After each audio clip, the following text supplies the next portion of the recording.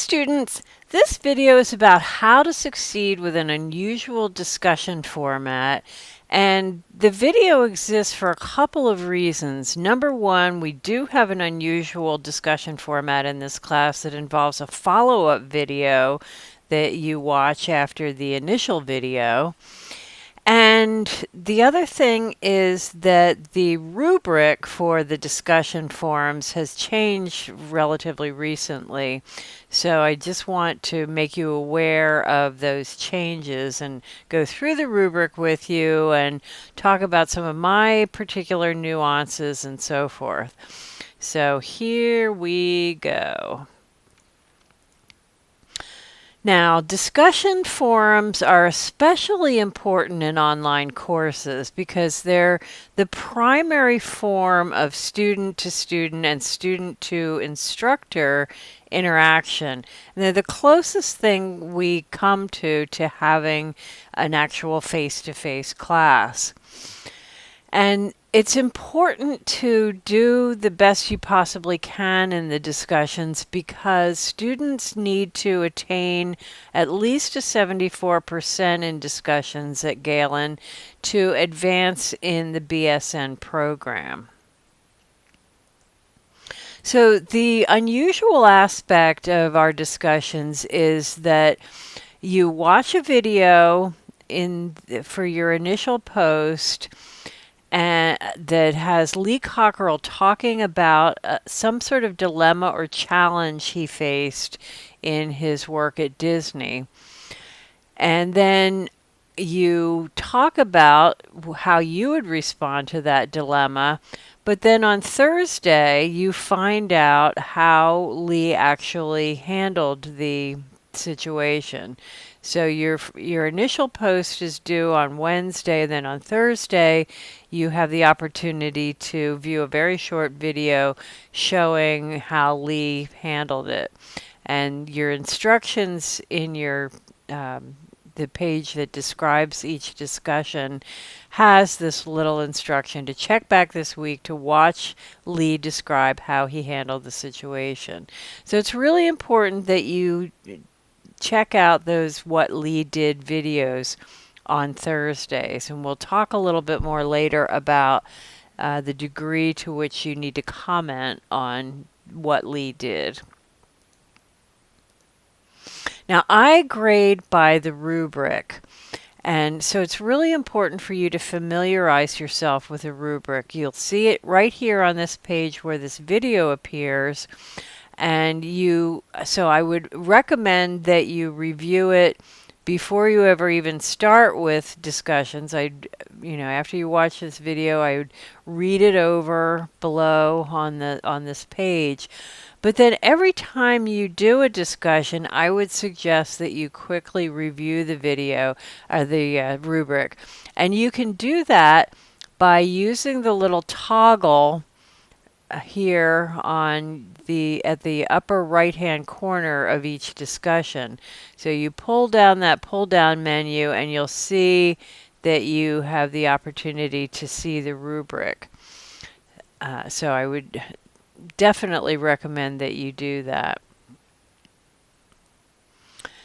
Your due dates. Now, it may be a little bit confusing, but Canvas says that the deadline is 11:59 p.m. on Sunday of each week. But that's actually the deadline for the entire wrap-up of the discussion. So your deadline for your initial post is actually 11:59 on Wednesdays. And then after you've made your initial post on Wednesdays, you need to respond to 2 peers, and your posts need to be on separate days as the discussion progresses. And it's important to think of the discussion as an actual discussion, as a conversation. And your job is to, with your replies, help move that discussion forward. Not just say, "Oh, great post," or something like that, but to have a substantive post that really moves the conversation forward and gives some meat and something for other people to respond to. Now, things are a little bit different in week 8, which is, of course, our very short 2-day week at the end of the term.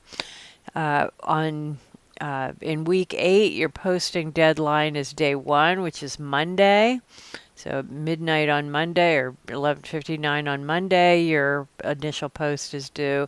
And then you need to respond to only one of your peers.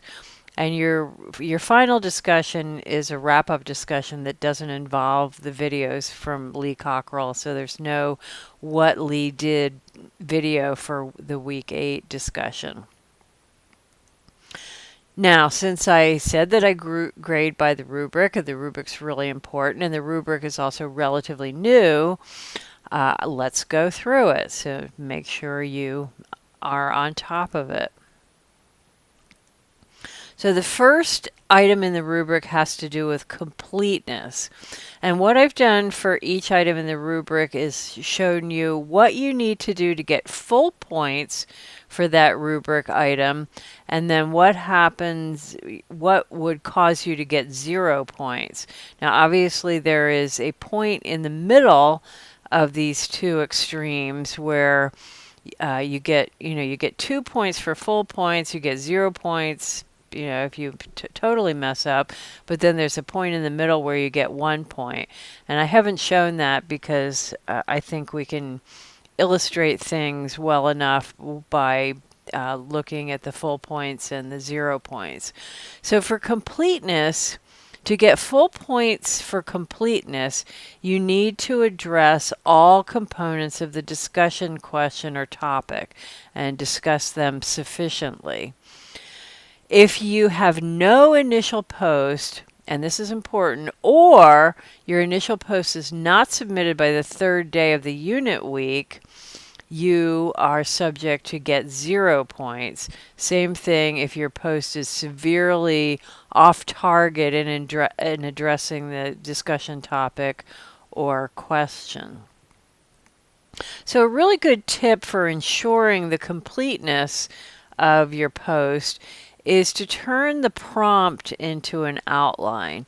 Now, I have included the prompt for the first discussion here. So this shows you what the prompts are like and describes, this goes along with the video that you'll be watching of Lee Cockrell talking. So the instruction here and the prompt is, Lee found himself unqualified and unprepared to perform on day 1 at his new job. Discuss what you would do if you were in his predicament or you found yourself in a similar situation. Describe what you did to overcome the problem. Check back this week to watch Lee describe how he handled the situation. So if you were going to set this up as an outline, this is what you might do. You might make little subheads of the parts of the prompt. So to be sure you're giving a complete response in this week 1 discussion, you could break it down into these 2 points of discuss what you would do if you were in this predicament or you found yourself in a similar situation, and then describe what you did to overcome the problem. The next point in the rubric, and this is also very important, has to do with application of course and other materials in the initial post. So to get full points, you need to successfully integrate findings from scholarly sources such as journal articles, assigned readings, textbook material, lectures, course materials, or authoritative websites. So this really gives you a very wide range of possibilities, but you absolutely must have this. You must integrate a scholarly source into your initial post. Now, journal articles, of course, you can find through the Galen Library site. And assigned readings, textbook materials, lectures, course materials, that all comes from your modules right here in Canvas. So the textbook is perfectly fair game for your scholarly source, even though technically it's not a scholarly book. But most students in the past have primarily used the Lee Cockrell book as their scholarly source that they cite in discussions. And then authoritative websites. You want to make sure you're not using flaky sites like Wikipedia where the material might not be credible. And there is material available on what consists of an authoritative website. So if you have questions about that, be sure to reach out and ask me. So then conversely, to get 0 points, you would have to have no initial post, or you did not integrate findings from scholarly sources, again, journal articles, assigned readings, textbook material, lectures, course materials, or authoritative websites. And I absolutely will not hesitate to deduct for not integrating scholarly sources, because this is really important. I might cut you some slack in the very first week, but after that, I absolutely will deduct for not using scholarly sources. Next point is your peer responses. To get full points, you need to have a minimum of 2 responses to peers. And this is a new point in the rubric, that your responses need to add significantly to the discussion. So you need to have either an example, an experience, or a response that's supported by a scholarly resource. So you are not required to use a scholarly resource in your replies, but doing so is one of the options for indicating that you have moved the discussion forward significantly. So again, those possibilities are example, experience, or a scholarly supported response. So that's really important. It's new. Make sure you understand that. And then to get 0 points, you would have to have no response posts, or your responses were of very poor quality. In other words, they wouldn't have an example or an experience or a response that's supported by a scholarly resource. Critical thinking, this one I rarely deduct for, quite honestly, because students usually do this pretty well. But to get full points, your initial discussion post and responses successfully show evidence of accurately interpreting topical knowledge, identifying relevant arguments, evaluating alternative points of view, justifying key points, explaining assumptions, and/or drawing upon reasonable and thoughtful conclusions. And so obviously to get 0 points, you would have to have no initial post or response posts, or your initial posts and responses show little to no evidence of accurately interpreting topical knowledge, identifying relevant arguments, evaluating alternative points of view, justifying key results, explaining assumptions, and/or drawing upon reasonable and thoughtful conclusions. Quality of posts, this is the writing aspect. And to get full points, you have to have no or few spelling or grammar mistakes.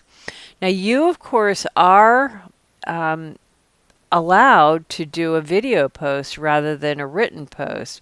So if you do an oral post by video, you need to display excellent oral communication skills by speaking clearly, having good eye contact, appropriate volume, and so forth.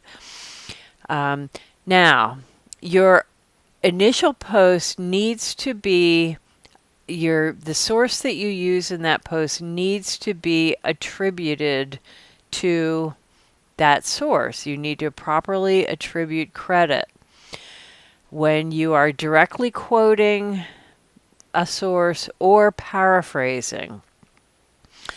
Now, I want you to use correct citation style, and that's a theme that runs all through this course, and I provide many resources about how to use correct citation style.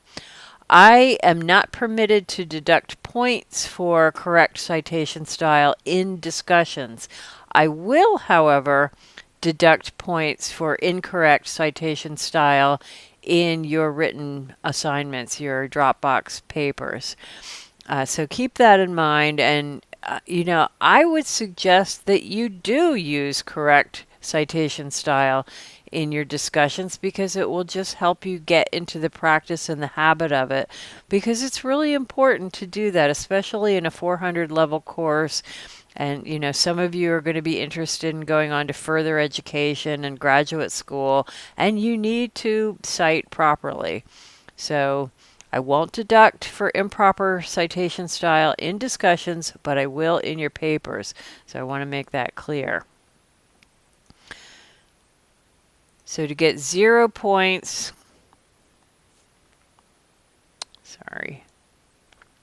to get 0 points in your discussion for the writing aspects, you would have to have no initial post, or the quality of writing was poor and difficult to read. If you did an oral post by video, you'd get 0 points if the post displayed severe issues with oral communication skills, such as you didn't speak clearly, you didn't have eye contact, you didn't have the appropriate volume, and your initial post did not attribute credit to your source. So you must attribute credit. Even if you don't do it correctly, you have to do it. You have to show that you took an idea that wasn't yours and integrated it into your discussion post. Communication is another thing that I rarely deduct for, because I find that students are almost always very respectful to their peers. But to get full points, your responses and comments need to be professional, appropriate, thoughtful, reflective, and respectful. And to get 0 points, you would have to have responses and comments that are inappropriate and unacceptable, which, really very rarely happens. A couple of special considerations. Are you required to comment on what Lee did?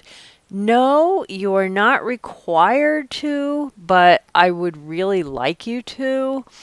And one way to do that without causing yourself a lot of extra work is to consider integrating your reaction to what Lee did in your responses to classmates. So try to bring what Lee did into those responses, and that way you'll be killing 2 birds with 1 stone.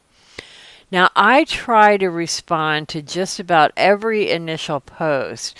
Sometimes I just make a comment, but sometimes I ask a question. And I find that a lot of times students don't respond to me. So how do you think that makes me feel?